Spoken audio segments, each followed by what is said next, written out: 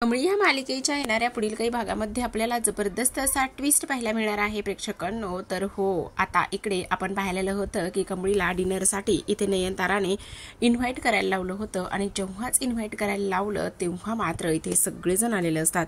सगळेजण आल्यानंतर इकडे आता मस्त सगळेजण एन्जॉय करत असतात आणि सगळेजण एन्जॉय करत असताना आता ह्या जेवणाची चव जे चाखत असतात त्यामुळे आता खूप मोठं सत्य इथे समोर येणार असतं।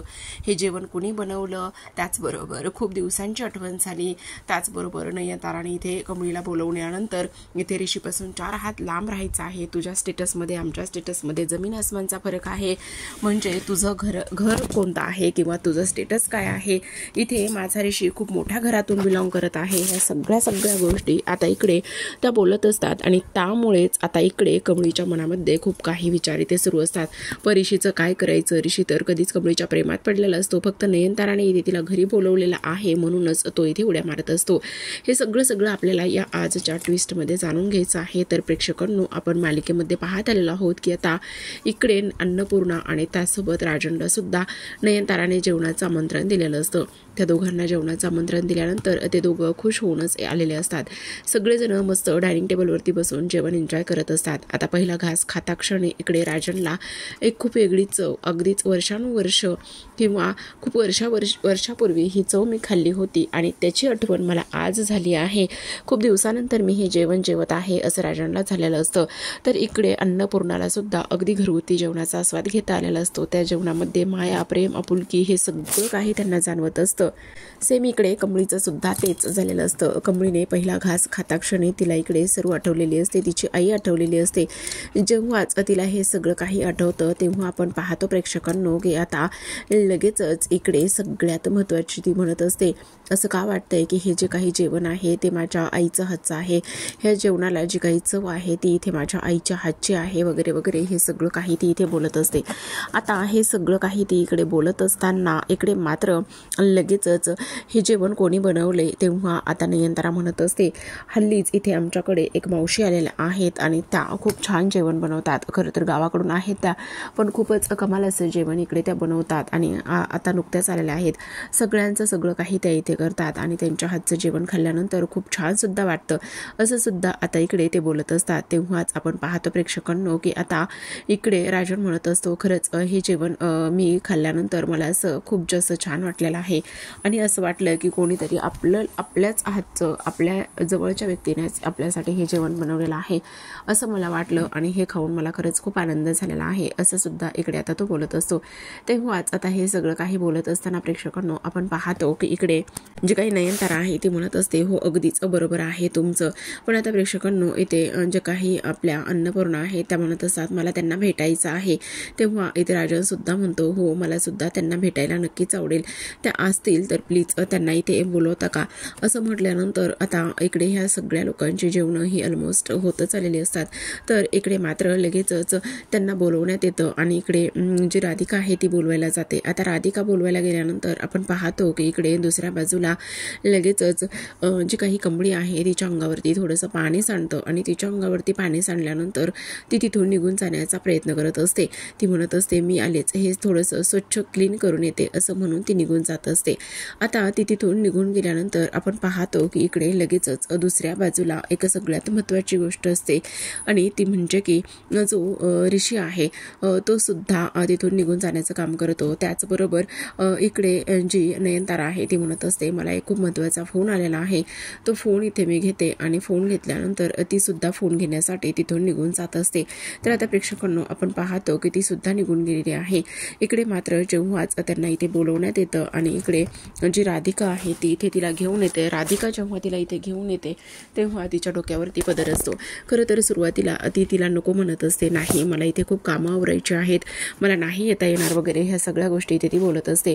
तेव्हा लगेचच राधिका म्हणत असते, नका ना एवढं म्हणजे वाईट वाटून घेऊ, बाहेर येण्यासाठी अवघडल्यासारखं वगैरे काही करून घ्यायची गरज नाही आहे। तुम्हाला खरं सांगू का, ती सगळी लोकं जी आहेत ना ती आपलीच आहेत, त्यामुळे असं एवढं अवघडल्यासारखं वगैरे करायची काहीच गरज नाही, प्लीज तुम्ही आलात तरी सुद्धा चालण्यासारखं आहे असंच इकडे आता ते बोलत असतात।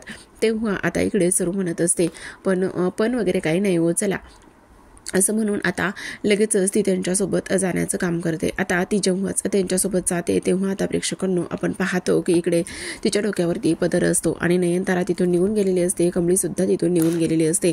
तर आता मात्र इकडे जे काही जो काही इकडे आपला ऋषी आहे तो सुद्धा इकडे निघून गेलेला असतो. आणि त्याचबरोबर जेव्हाच आता इकडे जी सरू आहे ती येते आणि सरू तिथे आल्यानंतर तिचं सगळेजण खूप जास्त कौतुक करत असतात. तिला विचारत असतात की एवढं सुंदर जेवण तुम्ही कसं काय कधी शिकलात वगैरे. पण इकडे ती म्हणत असते मी गावाकडून आहे. आता डोक्यावरती पूर्ण पदर वगैरे असतो.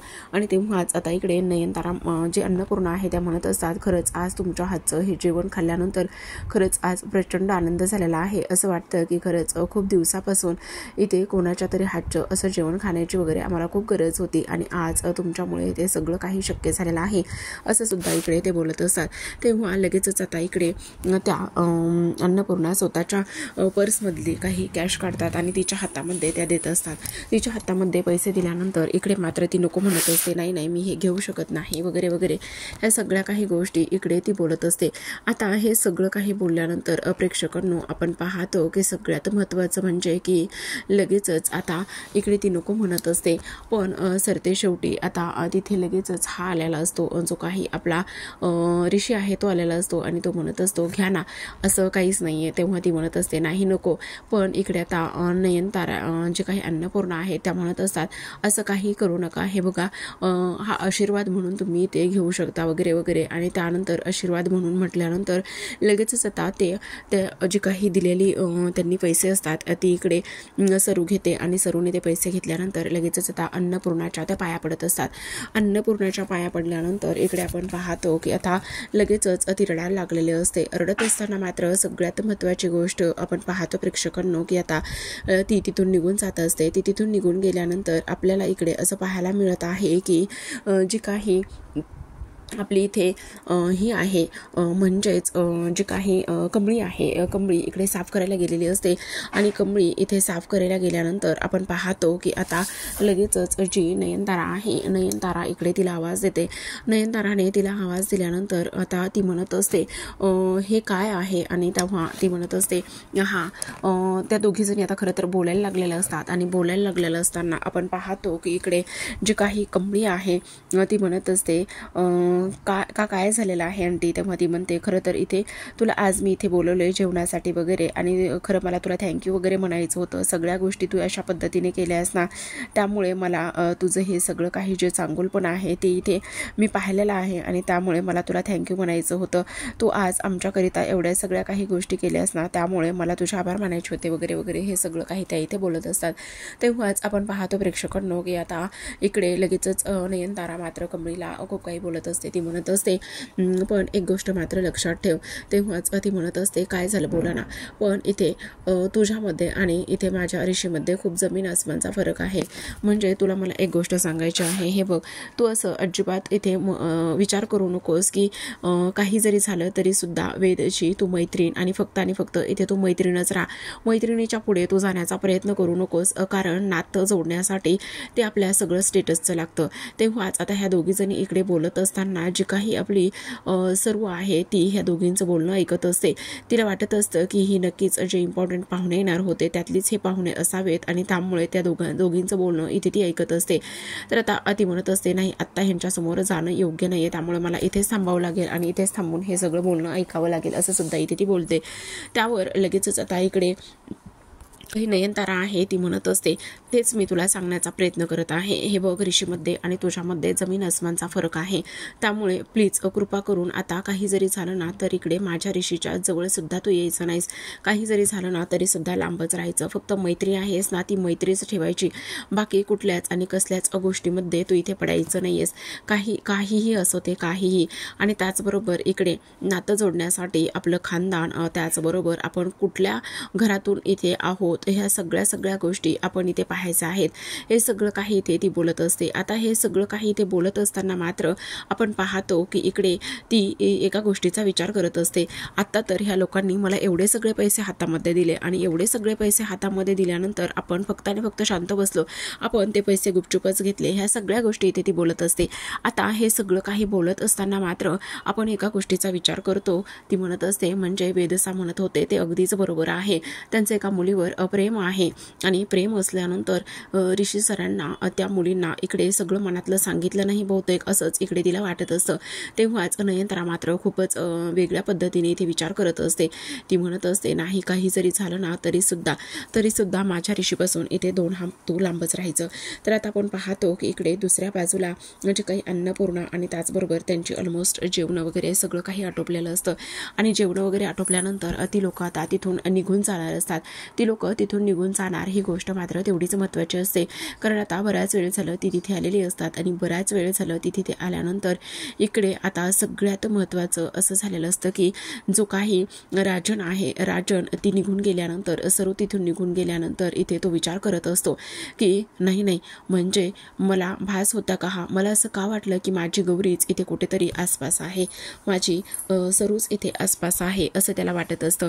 पण तो एका गोष्टीचा विचार करतो, नाही मी काहीतरी वेगळाच विचार करत आहे, मला असं नाही इथे हा विचार करायला पाहिजे, मी वेगळाच विचार करत आहे असं सुद्धा इकडे आता तो म्हणत असतो.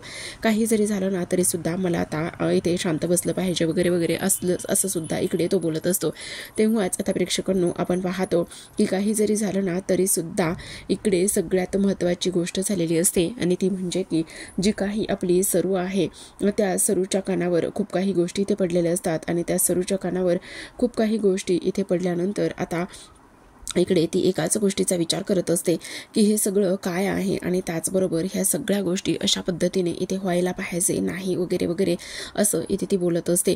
तेव्हा आता इकडे जी नयनतारा आहे, नयनताराने इकडे कमळीला चांगलंच बजावलेलं असतं, त्यामुळे कमळीला तर खूप मोठा धक्का सुद्धा बसलेला असतो. खरं तर आता इकडे सुरुवातीला नयनताराने तिला गिफ्ट दिलेलं असतं आणि गिफ्ट देऊन तिचं कौतुक सुद्धा केलेलं असतं.